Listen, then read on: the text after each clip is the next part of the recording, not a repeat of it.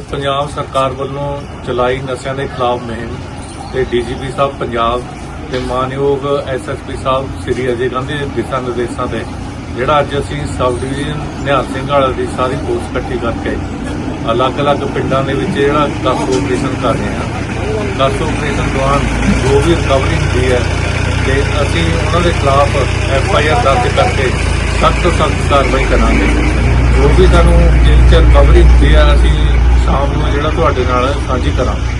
ये असीं सारी सब डिवीजन की करी असीं थाणियां दी SHO निहाल सिंह वाला, SHO बदनी, SHO जिसवाल सारी फोर्स ये मोगे तो भी हैडकुआटर तो आई है फोर्स।